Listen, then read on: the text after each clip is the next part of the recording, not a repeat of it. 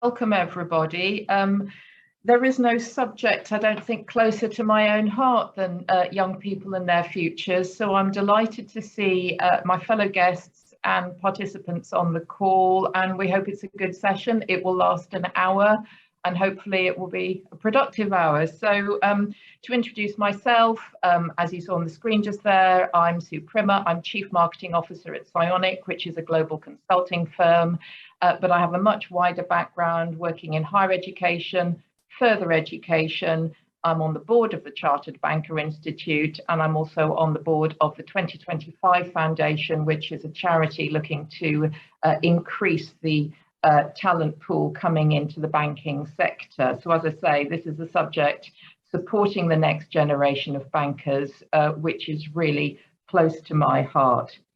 I'm absolutely delighted to have with me as guests and speakers today, Johnny Carberry, who is Group Talent Manager at the Aldermore Group. And just looking at people's bios, it's always so interesting, and we're going to come back to this, as to people coming into the financial sector as their careers.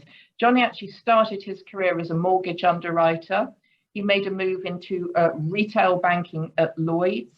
He then went into the Nationwide Building Society, and increasingly, alongside that kind of banking thread to his career, developed a real passion. And in fact, he uses the word vocation for change and talent management, and chose, in fact, to leave the sector for a little moment and become talent partner at a national housing association, going into the charitable sector. He then came back into financial services to Aldermore as talent and early careers partner. And as I say, he is now Group Talent Manager at the Aldermore Group. So welcome, Johnny. Billy McLeod, a long career with the RBS Group. He originally came into RBS in 1986 and worked there until 2004. Covering a wide range of high-profile programs in retail, private, and the business segments. He then went to the Clydesdale Bank, where his role increasingly grew again into this talent sphere, and he landed up creating, indeed, a talent academy. He then moved to Allied Irish, which is a broad role, and indeed he now currently operates as the Chief of Staff at Allied Irish. I'd also like to introduce Aisha Abid, and Billy and I had the pleasure of being on the Dragon's Den of the Smart Futures programme, and this is where I personally, and indeed Billy, met Aisha for the first time. And Aisha is one of the people who've benefited from the Smart Futures programme. Aisha is a highly motivated and organised young woman, it says here, and I can absolutely attest to that. She was a student on the Smart Futures programme, and she speaks 3 languages. And if you follow her on LinkedIn, as I do, you'll see just how quickly her career in banking is set to progress. Before we go any further, Smart Futures, which is one of the programmes really focused on increasing and supporting the next generation of bankers. What is it? It's actually a collaboration between the Chartered Banker Institute 2025 Foundation, which I mentioned, and the EY Foundation. And it specifically supports talented young people from low-income households to pursue a career in finance. So that's what we're talking about today. And just before we get into the detail of the subject, given that this is about coming into banking and early careers and supporting young people and more young people to come into banking, we thought we might run a quick poll and just ask you, in the participants, to share a little bit of insight which will help steer our conversation. So there's a poll going to come up. It won't last very long. Here it is. We'd really like to understand from you, what led you to a career in banking? Did your education make it a natural fit? Were you part of a network which sort of opened opportunities? Maybe there was a long tradition of banking in your family, or something else. Love you to take that poll. And we're going to give you just a couple of seconds. And while you do that, I have to say that I was reflecting on this, and for myself, I'm a very unnatural fit into this sector. I'm a woman of a particular age. I was brought up in the north of England. I did a humanities degree, English. So to find myself having worked in financial services, if not in banking directly for 10 years, has been amazing, really. I never thought I would be where I am today. Interesting. So the results are showing education made it a natural fit, a network. No one's telling us that there's a tradition of banking in the family, and lots of other reasons. So we might hold those other reasons and come back to that. Thank you. I'm going to turn to you first, I think, Johnny, because you and the Aldermore Group, you've got this talent, passion, this vocation that I mentioned in introducing you. And in fact, the Aldermore Group has been part of the Smart Futures programme. Just talk to us a little bit about why. What is in it from the employer's perspective? What led you to engage with Smart Futures?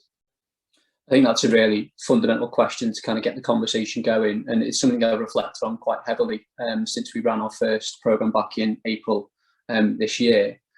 I think every organisation wants to believe they are part of a meritocracy, that, you know, irrespective of background, that hard work and application equals recognition and progress in someone's career. But I think we need to be really honest about where we are as a country when it comes to socioeconomic data capture. And only 44% of organisations currently ask any kind of question around socioeconomic background or diversity. So it's an underrepresented data point. And that means to have any degree of confidence to say you're a meritocracy is guesswork. So I suppose the question I ask myself as group talent manager is, how do you negate that situation? Now, absolutely, there's work to be done around being more proactive around that data capture. And I can talk to that a little bit later on around what we're doing as a group in that element. But in the absence of that, then you have to have progressive, positive action strategies that start to drive that diversity, particularly entry points into the organisation.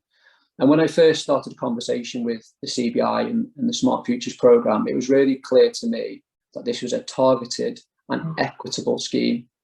And I think, particularly in our space, in the talent space, there's a big distinction for me between an equitable talent strategy and an equal talent strategy. And I think equality of opportunity can often bridge and widen gaps, whereas an equitable approach gives the tools and opportunities and exposure to people who potentially are underrepresented within our organisation. And that, for me, is the nub of what the CBI Smart Futures programme does. It is an absolute disruptor, and I say that in a positive sense, to getting diverse talent into the banking industry. So it's a long-winded way of saying that as an organisation, we want our talent strategy progressive, and that means it must be inclusive. And that means sometimes engaging and adopting in programmes at an early opportunity to test and learn and try and drive the advocacy of them across our industry. That's so interesting. And your point about data is so well made, Johnny. I think, I mean, from an employer's point of view, you say everybody can ascribe to this ideal, not least for commercial reasons, that we want the widest possible talent pool to draw from, to recruit the best people we can possibly find. How difficult did you find it to persuade others in the organisation? Or do you think there's still a role for advocacy in the sector to understand that that's great, you have that commitment to be a meritocracy, but doing something about it? How difficult a case is that to make? I'm smiling because I'm in an incredibly fortunate position with our organisation that our Chief Executive, Stephen Cooper, is the ex-chair of the Social Mobility Commission. So Stephen is a massive advocate of what we're trying to do in the talent space, and that absolutely cascades down through our, our wider executive team and our senior leadership team. So if anything, it was the converse. When I went out to the organisation, started to talk around the opportunity, and we needed some mentors to step forward, it was more a case of fighting our senior leaders off in regards to who we got to the programme. So we got in the first round in April, we got two great senior leaders in John Cooper and Lisa Neary within our payments and our property divisions. And most recently, we've had Tom Harding and Nathan Harrington in brand and ESG. So absolutely, you know, it was like I say, it was the converse. I can't speak for the industry more broadly. I can talk about my experience. You know, I am someone who comes from a more challenging socioeconomic background, you know, from Liverpool, having a strong Liverpool accent, coming into the banking sector 2 decades ago. I felt conscious of my background. I think it's changing. I think we're seeing, you know, a mindset shift. And fundamentally, diversity of socioeconomic background equals diversity of thinking into an organisation, because people bring different experiences, and that makes organisations more successful. So from a purely crude perspective, it makes no commercial sense for organisations not to get on board with this momentum. Understood. And Billy, I might bring you in at this point, because I was saying that you and I both had the pleasure of being part of the Dragon's Den exercise, which is where students like Aisha present back to a panel their ideas about change and all sorts of things that would make the sector more compelling for clients. But from a professional perspective, Billy, you know, this is a program that you're already supporting and looking to support further. Does some of what Johnny's saying resonate with you? Does it echo with your experience? Yeah, absolutely. And thanks for the early comments, John. I can build on some of those. Probably 3 reasons I'm involved in the Smart Futures, and you know, the first one is as you highlighted at the start with Aisha. Every time I work with younger people, I'm absolutely astonished at the value that they create for me as an individual, or the subject matter, and I don't say that lightly.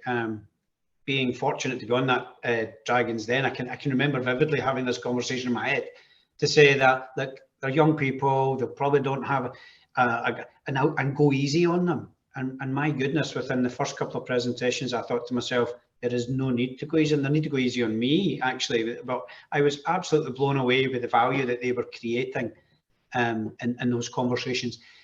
And I suppose for me as an individual, I get my energy from people, and I get so much more energy from the younger people than I do from some of my more mature colleagues, if you like. So that's a very selfish reason. The second one is pretty similar to John. I was not a graduate. I wasn't at university. I left school to go. I lived in a working class area. It was all very industrial. It was expected we'd all participate in those types of things. And I ended up in the financial services sector almost by chance, if you like. My interview was very, very old school, if you like. I think I was sent a task to go get some lunch for the local manager, and if I come back with the right lunch for him, I think I got the job. It was one of those kind of conversations. But at the same time, the manager was telling me that you need to get your hair cut and you'll need to wear a suit. You can't dress like that. And he was giving me some life skills in that interview process. But my own learning and my own thirst for the financial services sector came as I grew up, because it was so diverse. Early on, Chartered Bankers Institute gave me some early grounding. That gave me a thirst for it, further education. Went back and did some MBA work, and then continually. So that thirst for education whilst working on the job, and being able to combine the two, rather than going through the traditional routes of education and then securing a leadership role, for me was absolutely paramount. And so the value of the Smart Futures comes from getting people and growing that individual whilst working in the environment, and making all the mistakes and learnings and that comes with stepping into the working environment. I suppose the very last reason that we're involved is pretty selfish from a business reason, and Johnny touched on this as well. It's almost statistically proven that if you grow your own staff from an earlier age, you'll have more of a connection with your organisation. You will have an ability to create that bond, and there's a longevity of career, and then you're more likely to have the individual to be contributing for a longer period of time. So the actual commercial benefits for that. So our organisation is then considering, can we get some early education candidates into our talent pool, and pretty similar, Johnny. So three very diverse reasons, but 3 very similar reasons to Johnny referenced there earlier on. So But thank you for that, Billy, because I think what's actually so interesting is how people themselves come in, and people like yourself, you know, you look at someone who's called chief of staff, that sort of, that's a big job title, as indeed is group talent managers. You see people with these roles, and I think sometimes it's lovely to hear the human story of the people that occupy those roles. And they're not necessarily the journey that you think you're going to have. You don't necessarily roll out of bed one morning and think, hey, I'm going to be chief of staff. You know, that's a cumulative process which has all sorts of happenstance along the way. And Johnny, I'm going to come back to you on that one as well, because I think there's some more stuff that we can dig into as to what you were saying about that discomfort actually when you first came into the sector. But before we do that, Aisha, I mean, you have been, you're living evidence, I would say, of I hope, of the value of taking part in something like Smart Futures. But on this theme of sort of how you get into things in the first place, I'd be fascinated to know, because I don't think I've asked you, how did you find out about Smart Futures? How did you actually connect to start with as a student rather than obviously an employer? For me, I was quite passionate about pursuing a career in business or banking, but I wasn't quite sure what I initially wanted to go into. And from there, I was just Googling different work experiences and opportunities, and I seen the EY Chartered Banker Institute Smart Futures programme. And here, when I learned more about the programme and the different opportunities it was offering, I thought it was just a great opportunity and I couldn't miss it. So that's how I got in. And what's the experience like? Because we've got a whole range of people on the call, people who could maybe think about getting engaged from employer perspective, but also people who might be thinking about participating. So what's the experience of being on the programme like? Because am I right? I haven't been through it myself, but I think it's a 10-month programme. You get training, you get mentoring, you get employability skills. I'm delighted to say you also get an ology in the sense that it's accredited by the Institute of Leadership and Management. But what's the experience of it like? So there were so many great opportunities. There was different learning opportunities as well. So we had like CV workshops, an interview skills workshop as well, and we had a fraud prevention presentation as well. So it's quite informative as well. For the 10-month programme, as a sort of gift from the programme, you get a mentor. And thankfully, me and my mentor, she's helped me a lot education-wise, and giving me support throughout making different decisions. And it's always great having that support from a professional view. Throughout the programme, we also had the opportunity to do a work experience at a bank. So whilst learning about these skills at the programme, we were able to use those skills. For me, I was able to join Lloyds Bank in Edinburgh, and it was a great opportunity, and it's a great programme for everyone to join. Thanks, Aisha. And in fact, we've got some questions coming through on the Q&A, and I particularly like this one, which is, where are we? What's the best piece of career advice you've ever been given? From where you are at the moment, Aisha, what's the best piece of advice that all of those experiences you described, what's the best piece of advice so far? For me, from the programme, there was different bank professionals that had come through, and majority of them said that, you know, we didn't know where to start, but thankfully everyone had their own career path. It's just don't give up, and, you know, always have passion and believe in yourself. It's good. And Johnny, I said I'd come back to you because you know, looking at your bio and just exploring that kind of Liverpool, that's that discomfort that you mentioned. So where did it start? We got the before the mortgages. What brought you into this world where maybe you thought, hang on, other people aren't necessarily like me? What brought you in? You mentioned before about your humanities student at heart, and I suppose I was very similar. You know, I'm not a science student, I'm very much an art student. I had a passion for language, I had a passion for reading, I had a passion for English. And on leaving education, I had a view or a vision, whether the perception was right or wrong. I just wanted to be able to wear a shirt and tie and go into an office. You know, that is the, you know, and I look back now and think, you know, how ridiculous that view potentially is in reflection 2 decades later. But that comes down to aspiration. And, I had a great upbringing, a very supportive family who taught me the values of hard work. I had a paper round from when I was 11 years old before I went to school in the morning. I really understood the value of hard work, but I soon started to learn that hard work didn't necessarily equal progress or recognition. And there was something there as a barrier in the way. And I think when you come from a more challenging socioeconomic background, aspiration is easily extinguished. And that's not down to the resilience of students now who might be in receipt of free school meals or go to a certain school in a certain area. It's down to exposure and opportunity, and it needs to be more readily available. And I think the Smart Futures programme and schemes akin to that we also are involved in as an organisation provide those two things, exposure and opportunity. And I think, like Billy said before, when you do that, it's mind-blowing the response you get from young people from diverse backgrounds, because they are more readily willing to be welcoming of the opportunity and that exposure and grab it with both hands and run with it strongly.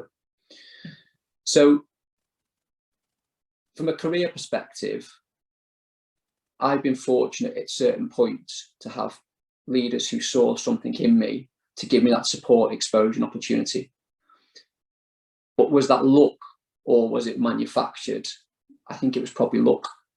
And we're now getting to a situation, hopefully within the industry, with things like the Smart Futures programme, we are manufacturing those two elements of exposure and opportunity. So it's getting better, but certainly progress is there. But I don't want anyone to come into financial services, which already probably has a perception of elitism to a degree, feel uncomfortable like I did. My accent has softened over the years. I've done national roles. I lived in London for a number of years at the start of my career. But I'm really proud of the background that I've got. And I think it's absolutely given me a different optic when I'm either speaking to our executive team or our senior leaders in the business. I'm able to bring an experience that maybe other colleagues don't have. And I think it's so important for businesses to be successful. And I think picking up on, where we are now and the global economy now and the pressures on it, the challenges that we face now and the headwinds that everyone is coming into, no matter where in the world you are or what stage of your career you're in, that belief that groupthink is not the answer, that belief that diversity of thought experience is what will get us further better, I think is incredibly topical right now and really necessary right now. And in fact, having reflected a little bit maybe on our personal experiences, sort of shifting gear slightly, I wanted to look at some of those headwinds and challenges, and we're coming out of COVID, hopefully. Do you think that COVID has had a deleterious effect? Is this, are we still suffering? Are young people still suffering from the effects of the pandemic? Do you think we're beyond that now? You could argue with the flip to digital and other things that perhaps some of the things that have come out of the pandemic have been positive, but just as a shift, what effect has COVID had on this employment world for young people? What do you think we can learn from it? How do you think we move on from it? It's a big question. And Billy, maybe coming to you on that, you must have worked through so much of the impacts of COVID from a professional perspective. What's the impact, do you mean perhaps just on people and careers and talent and how we work now? Are there challenges that you think that we can take forward in a positive way potentially from COVID? Yeah, so it's a massive question, and it's not just directed at young people. So I think the working population at the moment has come out of the pandemic with a view that, that things have changed. Some of that for the good, and some of that we're just going to have to work round about. We are social beings. We like to be interactive, but there are, with the advancement of technology and being able to work from home at times, the things that are important now, for particularly young people who perhaps don't and haven't experienced as much of some of the mature colleagues, that hybrid working is very important to individuals, and the ability to work your life round about your work as well, and create a much more harmonious working environment.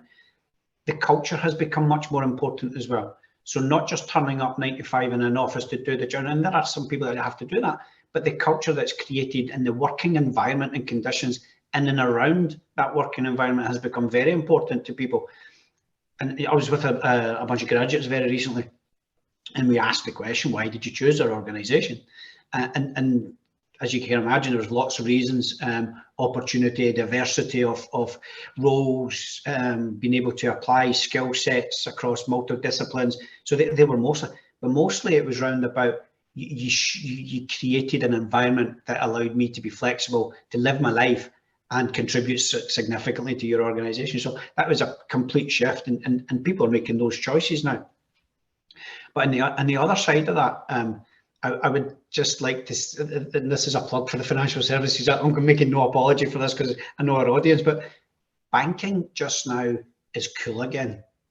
I don't know if I'm allowed to say that or not, but banking is pretty cool now. Coming out of the pandemic, and particularly with the sustainability and the climate agenda, the financial services infrastructure is a vehicle to help resolve the problems that we're going to face. Its role and the solutions that we create within it. But financial services structure and infrastructure and the roles within it are a heavy contributor to the way the world will be going forward. And that's a big shift from the financial services crash, which would happen many years ago.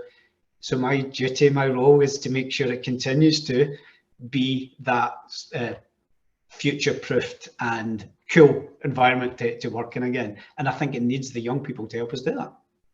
That's a very interesting reflection, Billy, isn't it? Because certainly I came in sort of mid-career, let's say 10, 12 years ago, so in the middle of my career. And I've seen a shift as well from this idea that it was the glass towers of Wall Street or Canary Wharf, that kind of slightly closed world. I think ESG and sustainability, as you say, has played a part in that. We were amazed in the company I work for at how fast banks responded to COVID actually, and flipped, and all the things that were theoretically impossible to do remotely and digitally and online. And, actually almost within 24 hours, it seemed that people were really fast and flexible and agile in how they adapted to that. My personal view is that I think that, to your point, gives great hope to young people coming into or wanting to start their careers, because I've certainly felt a sea change myself in that commitment to sustainability, to transparency, and actually, Johnny, picking up your point also, to the value of communication. So even if you look at the new consumer duty discussion happening at the moment, it is no longer good enough for financial products to be presented in ways that are completely impenetrable, even potentially to other financial services people. So the whole duty of communicating in ways that make sense, I think I've seen an absolute shift in that. And the joy of that for me, despite the headwinds we're facing, is actually, I think the sector has become broader and better in positioning itself actually as a much more interesting and diverse place than it was kind of giving itself credit for. I have to say, I think there still is work to do on that. I think when you talk to people about coming into the sector, you still can land up having quite a cliched conversation about what it actually means. But those are the kind of things I try and present back to people. And Johnny, back to you. You were also talking about data. I don't think we should lose sight of this idea of, do we have enough data points, and do we have enough targeted ways of making a difference? And I think you were saying earlier that you felt that Smart Futures, one of the things about either being part of or being an employer engaged in the program is that it is targeted. It's not just sort of general loveliness and a sort of a general commitment. Can you talk to us a little bit more about what you meant about that data capture, the need for data, the need to be targeted, and the benefits of that? Yeah, I'm always fascinated broaden my own kind of talent world around causation and correlation when you look at data. I'm by no means a data expert, but there was a statistic I read from the ONS, about maybe 4 or 5 weeks ago. They released it, and I made a note of it to share within today's conversation, because I think it's incredibly powerful. It was that by the age of 30, 50% of free school meal students earn around 17k or lower. So that's, for me, was mind blowing. You know, it almost seems unbelievable. And then that was followed up by the top 1% of free school meal students earn on average around 63k, versus the top 1% of independent school students earning around 180k on average. So it is not a meritocracy in this country. It is not. And I think it's important to face into that. And everyone wants to work in a meritocracy, but not everyone wants the evidence that they do. So getting the data from your colleague base as an organisation is challenging, because when we talk about socioeconomic backgrounds, people relate that to class sometimes, and class is a very emotive word, and I never use that word when I talk about socioeconomic diversity. I think it's too loaded. But when you're positioning a question to a colleague or a group of colleagues with an organisation around their socioeconomic backgrounds, there is a nervousness about whether it's being answered anonymously or not, about what the purpose and context of that question is and how that information will be used. So I think that's one of the biggest barriers that organisations have to overcome around data, is how they go about giving the context to their colleagues around why this is important and why we're asking the question. Because we want to see equal distribution, you know, in our early careers, and equal distribution right up to C-suite. You know, we want to see people from all backgrounds across all levels of our organisation. And without data, you're guessing, and that you know is not a position I think is sustainable going forward if you want to disrupt the norm. So data is massively important in that sense. To just give yourself a benchmark and put your line in the sand about where you are as an organisation. So that it'd be a challenge I'd throw open to anyone on this webinar who's reflecting on their own organisation and thinking about, well, if we got asked tomorrow, you know, similar to a gender pay gap kind of question, or female representation of leadership positions, a similar question around socioeconomic diversity, how confident will we be around the split in each of our job levels? I don't think many organisations would be very confident answering that question. And there's actually two elements that there, aren't there, Johnny? Could we measure it? And what would the answers be? Would we be happy with the answers? But actually, could we measure it? Would we know how to measure it in the first place? Would we know what we're looking for? On that, Sue, the Social Ability Commission has done an incredible amount of work on this. And there is a key question that they advocate every organisation ask as a starting point. And that is, what was the occupation of your main household earner when you were aged around 14? So we know from a significant amount of research that that question is the key indicator around someone's socioeconomic background. So, for example, at the Aldermore Group, we'll be leading with that question in our all-colleague engagement survey this month, our annualised survey, as a starting point to try and understand our socioeconomic makeup within the organisation and how that representation splits across our job families.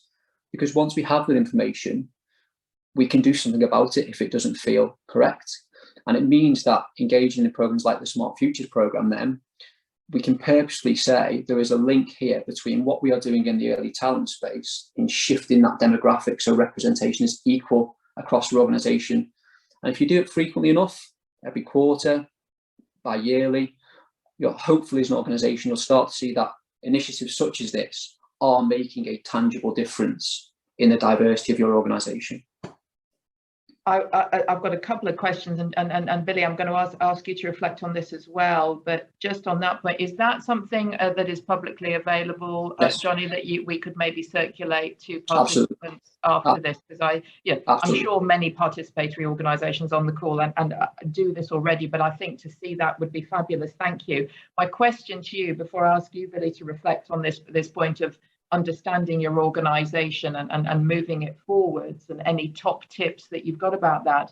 But my reflection really, or my question to Johnny still is, in terms of connecting that data, at the end of the day, these are commercial organizations who they certainly want to see results. They want to see evidence. They also want to see an improvement in the bottom line, ideally. So, or would you say that is the wrong metric? Because you can measure stuff, but you can try and put the wrong metric on things, by which I mean, do you feel that there is absolute commercial benefit in increasing the talent pool? And are you driven to measure it by that amongst other measures? Or would you say, if you're just looking at, how much more profitable this makes you, then you've misread the whole agenda?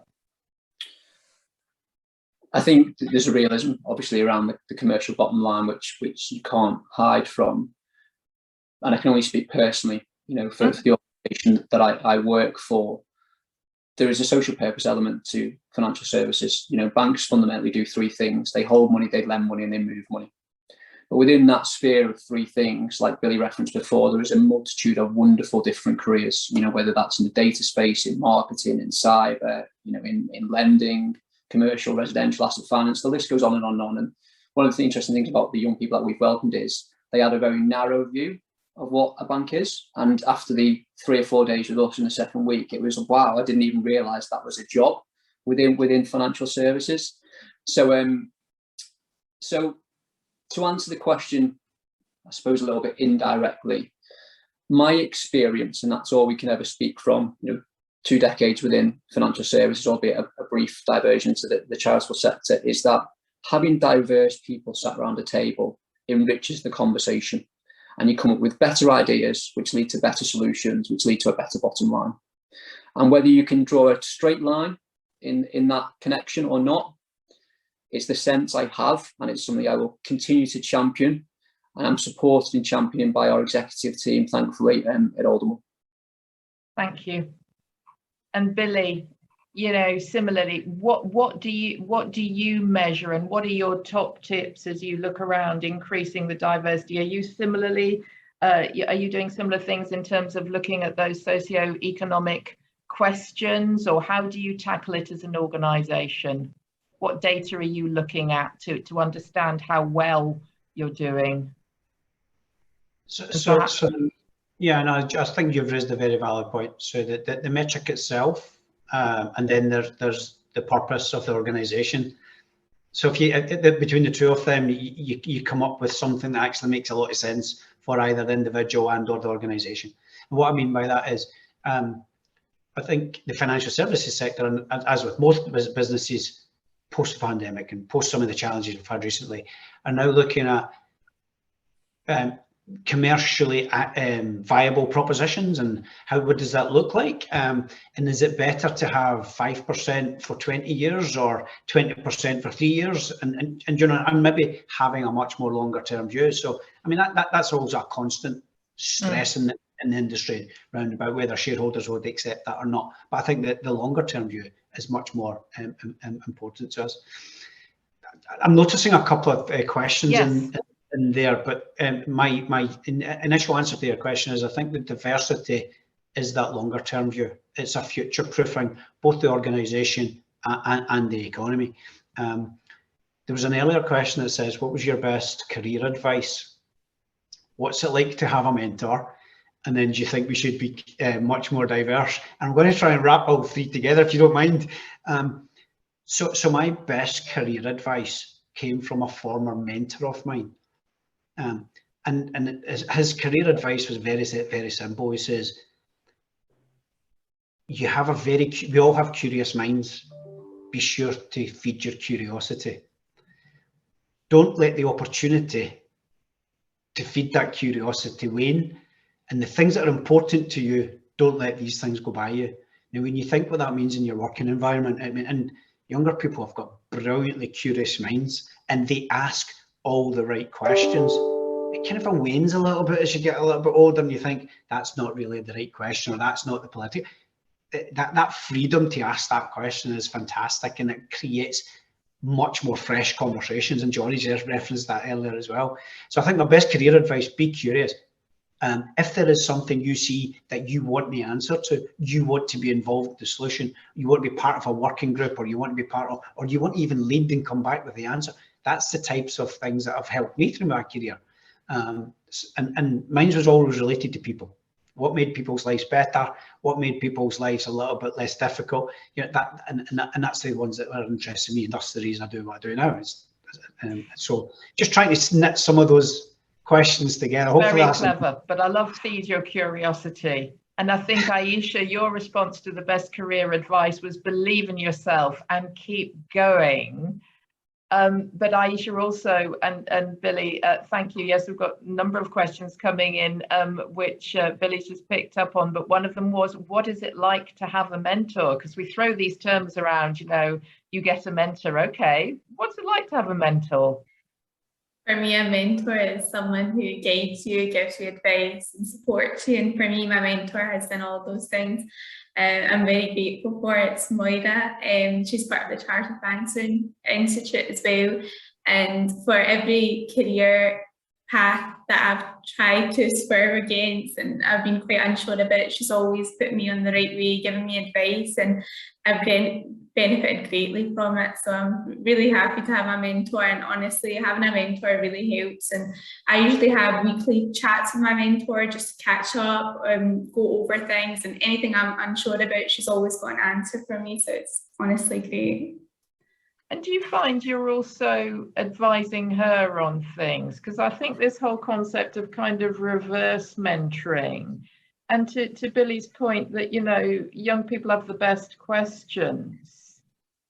Can you see actually sometimes that your mentor is gaining stuff from you? Because I'm sure it's a two-way relationship. Yeah, so with me and my mentor, we do have catch-up calls. Sometimes she's learning new things as well as I'm learning new things. So the banking world, like I think Billy said earlier on, it's always changing. So with that, me having the career opportunity to go into banking, from there she's benefited learning about different things as well. So it's quite, you know, you get that interaction between the both of you, understanding of different things. And we've also got a question, Aisha, which I'd like to address to you, which has come in from the floor. Given your experience of the Smart Futures programme, what would we say to encourage others? So if you were actually encouraging another student, introducing the programme to them, saying, you know, you really should go on Smart Futures because, what would you say? Well, for me, you don't have to be deciding to do a career in business or banking to join the programme. It could be any career. It's just a great experience opportunity, and you learn loads from it, and there's great benefits from it as well. And with that, you get in that work experience, which you need for quite a lot of applications, and for your CV as well. It's a great opportunity to add in. Yes, because going back to the poll that we started off with, and you know, what brings you into this career, sometimes the other is the biggest pot.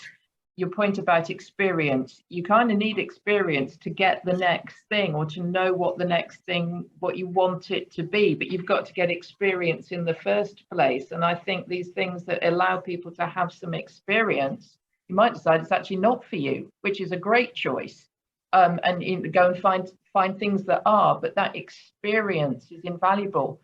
Johnny, I reckon you'd be a wonderful mentor. Are you mentoring people? Are you being reverse mentored?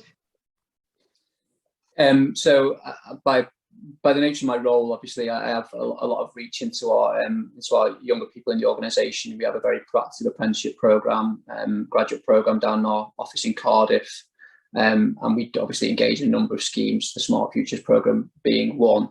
In regards to, I suppose, going back to the question around the value of a mentor, I have found the value of having a mentor in that they give you or certainly in my experience, my mentors have given me the empowerment to stop and think. I'm quite a quick thinker. I don't slow down very often by nature of the way I'm wired. And I think, you know, mentors in the workplace, out of the workplace, can be found in all kinds of different walks of life. And I think the most powerful mentor, you know, to speak from my experience, is probably a family member in my own grandfather, who probably gave, going back to the question to link them together, Billy, in regards to the best career advice. I don't think I've shared mine yet. My granddad was a remarkable man, and he had an incredible manager called Alf Ramsey, who won the World Cup with England. So he was able to share some advice from Sir Alf Ramsey, which is never worry about being exceptional, just worry about being part of an exceptional team. And my granddad played right back for Ipswich Town Football Club, and he wasn't the most decorated of footballers, but he ended up being one of very few people to win all 3 league titles, 3rd division, 2nd division and 3rd division. And he did that by being not exceptional, but by being part of an exceptional team. So I think the power of mentorship is just being able to take a more global view of you as an individual. And it just helps me see a different angle and different perspective, because there's a danger you can become quite self-absorbed within your career. And a mentor helps drag you away from that and say, hang on a minute, this is what I'm seeing from an external perspective. Let's have a chat about that. Yeah. And I think I echo that strongly. And I think what I have valued, actually, I'm not an official mentor, but just what I've valued generally from working with people who are at the beginning of their careers, whether it's setting up a grad program. I used to work in university. I had the pleasure of working with Aisha. I used to sit on the governing body of a further education college. Is actually being challenged, having your own thinking challenged.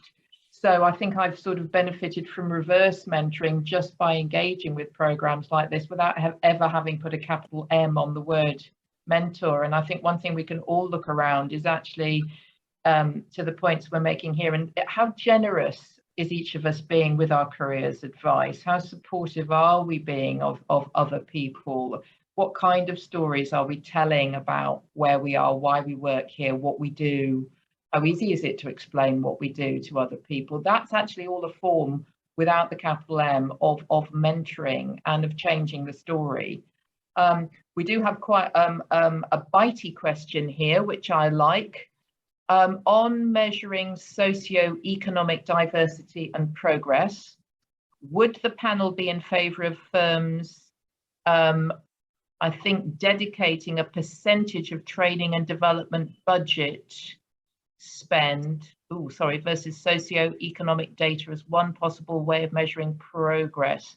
Forgive me, I may have put the emphasis in the wrong place there, but I think that the question really is, are we in favour of really firm commercial dedication of T&D spend onto measuring data to measure progress? So putting our money where our hearts are.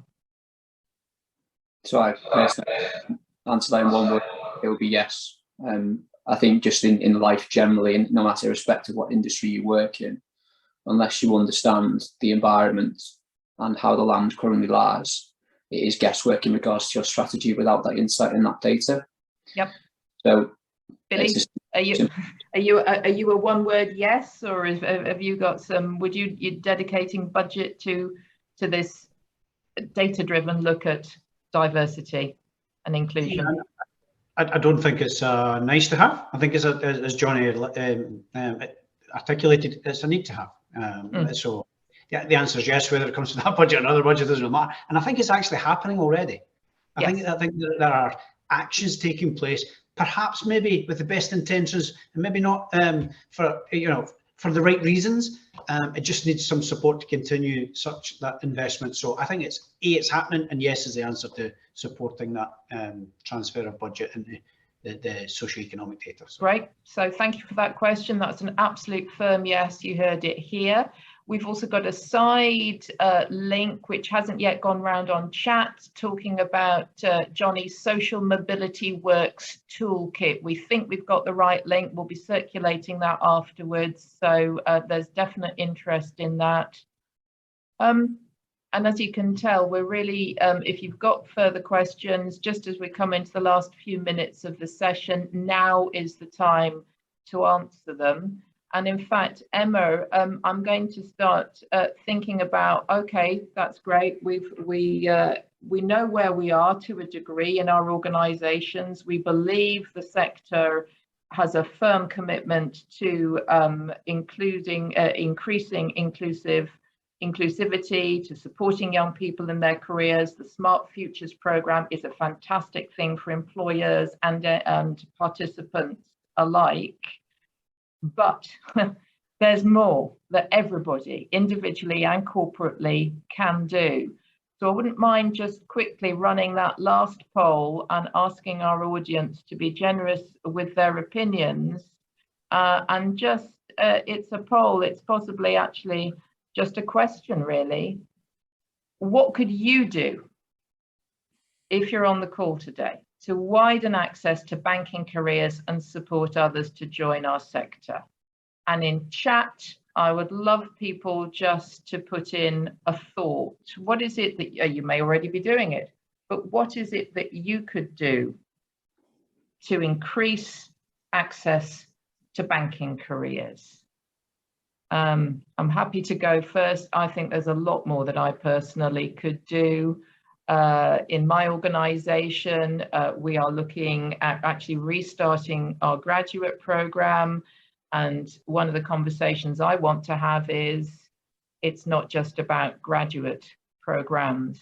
It should be tapping into educational and other types of experiences, and people coming in not necessarily with the formal graduate tag. So one thing I commit to do is flying the flag for an understanding of backgrounds that isn't necessarily always about having a degree, but actually about coming in from other types of educational experience. Billy, you're very engaged in this work anyway. I mean, you've got a big portfolio as Chief of Staff, but is there something more that you want to do, or what's the real passion for you that you commit to continuing to do?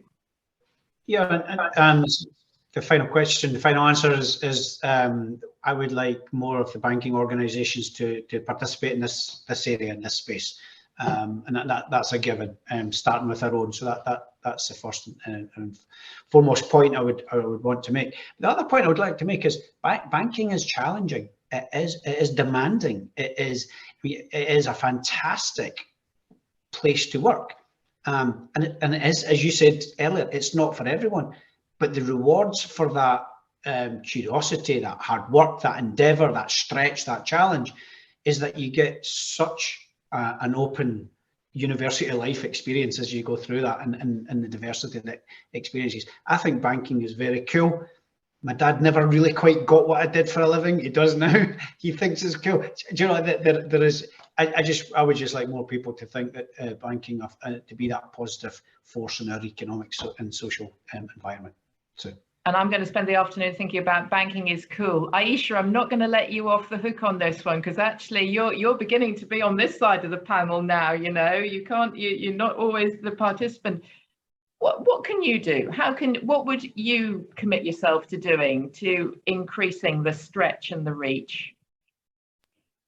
For me personally, I would, gain more experience in banking and ensure that that's more of the career I want to go into, and just find different opportunities and, whatever spikes my interest, go and pursue it. Thank you. And Johnny, I'm coming to you now. Again, I mean, you are already so highly engaged in this, but, if you had to choose one thing that you either want to do that you're not currently doing, or one thing that you're kind of recommitting to do, what would it be? I'll give people a very practical challenge on the call. In the government's Skills for Jobs white paper, they talk about bridging the gap between education and employment. And with the pandemic, that gap has gotten wider. So I think organisations have a responsibility to not just think about the here and now and getting people in the door that'll serve a role right now, but what can we do to build that talent pipeline? And I would challenge anyone to run 39 early careers events in the 39 term time weeks starting next week. The academic term has just started. There's 39 academic weeks in a calendar year. Our commitment as an organisation is that, whether that is careers fairs, keynote talks, work placement, internships, we will run 39 different events across 39 term time weeks. We have 25 booked in for the autumn winter term, leading us from now until Christmas already. And the reverse mentoring and exposure and the colleague development, the internal colleague development, by involving everyone. We circulated this on our intranet earlier this week, this calendar, and we invited all colleagues to come along and get involved. So I think it's something very practical, measurable, and makes a difference. Fabulous. Thank you for those ideas. And in chat, We've also got, thank you, I think, ideas around a community calendar of events, partnering with schools, universities, specialist organisations across the academic year to provide education and advice on the skills you need for a career in finance. Because, you know, in our closing remarks, after what I hope you feel has been a useful hour, I found it so interesting, and just to hear people's personal as well as their professional experiences. You know, there was a point made earlier, there are so many different careers in banking. It is not just about somehow trading and handling money. I'm a marketing person myself. You know, there are HR roles, there are design roles, there are communication roles, and of course there is absolutely the stuff where you absolutely need the math. You know, it's a fantastically varied career path. We've been quite open and genuine in saying, if you're from an employing organisation, please consider Smart Futures. It's a fantastic, targeted, impactful, inclusive way of making a palpable difference to your organisation and to the people who take part. If you're here as an individual just starting your career, one thing, by the way, that I'd encourage anyone on this call to do is please do reach out to the panelists on LinkedIn. I'm sure we will accept, and we would love to increase that network. But please also just think about yourself as an individual. Who do you talk to? Who do you meet? Whose parents, children's, friends are you part of? What wider groups are you part of that can share the fact that this is an important, valuable, necessary and inspirational sector to be a part of? Certainly, that's why I'm here.